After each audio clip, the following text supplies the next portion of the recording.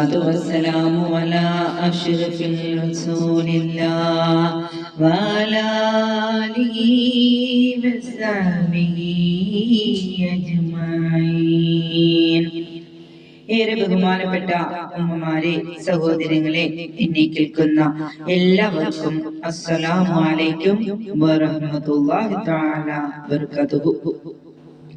ഒരു ദിവസം മദീനയിൽ ഒരു ജനാസയെ ഖബറടക്കുന്ന ചടങ്ങിൽ പുണ്യനബി പങ്കെടുക്കുകയാണ്. സല്ലല്ലാഹു അലാ മുഹമ്മദ് സല്ലല്ലാഹു അലൈഹി വസല്ലം.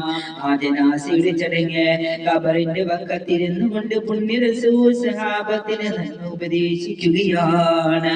ആ സമയത്ത് ഒരു സഹോദരി വന്നുകൊണ്ട് അവിടുത്തെ ക്ഷണിച്ചു. ഭക്ഷണം കഴിച്ചിട്ട് നേരമായില്ലയോ, എന്റെ ക്ഷണം സ്വീകരിച്ചു വന്നാലും മുസ്തഫ സല്ലല്ലാഹു അലൈഹി വസല്ലം എന്റെ വീട്ടിലേക്ക് അണഞ്ഞാലും മുസ്തഫ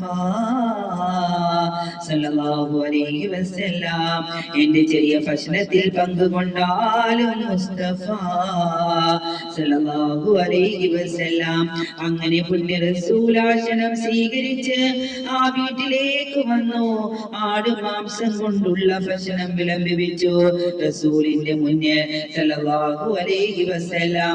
കൂടെ വന്ന സഹാബത്തിന്റെ മുന്നിൽ എല്ലാവരും ഭക്ഷണം കഴിക്കാൻ തുടങ്ങി. ഓരോരുത്തരായി ഭക്ഷണം കഴിച്ചു.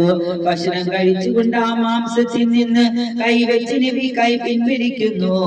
അവിടുന്ന് മിണ്ടാതിരുന്നു കൊണ്ട് ആതിഥേയായ ആ സഹോദരിയോട് ചോദിക്കുന്നു, ഈ ആട് ഏതാടാണ്? ഇത് നിങ്ങൾക്ക് എവിടുന്ന് കിട്ടി? എങ്ങനെയാണ് ഈ ആടിനെ നിങ്ങൾ അറുത്തത്?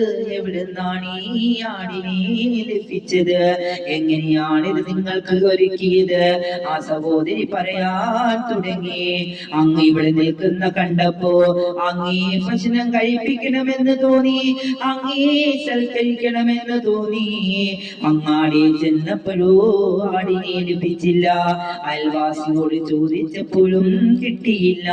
പുണ്യ റസൂലുള്ളാഹി സ്വല്ലല്ലാഹു അലൈഹി വസല്ലം പുണ്യമായ കരം കൊണ്ട് തൊട്ട മാംസകഷണം അവിടെ തന്നെ വെച്ചുകൊണ്ട് ചോദിക്കുന്നു, സമ്മതമില്ലാതെ ആടാണോ? അവിടുന്ന് ചോദിക്കുമ്പോൾ ആ സഹോദരി വീടിന്റെ മറയിൽ നിന്നുകൊണ്ട് കണ്ണ് താഴ്ത്തിക്കൊണ്ട് പറയുകയാണ്. അയൽവാസിയോട് ചോദിച്ചപ്പോ കിട്ടാതെ വന്നപ്പോ അയൽവാസിയുടെ ഭാര്യയെ സമീപിച്ചു. ഭർത്താവിന്റെ സമ്മതം കാത്തു നിൽക്കാതെ അവരെനിക്ക് ആടിനെ തന്നു. അതിനെ അറുത്തുകൊണ്ടാണ് ഞാൻ ഭക്ഷണം ഉണ്ടാക്കിയത്. അതുകൊണ്ട് യാ റസൂലല്ലാഹ്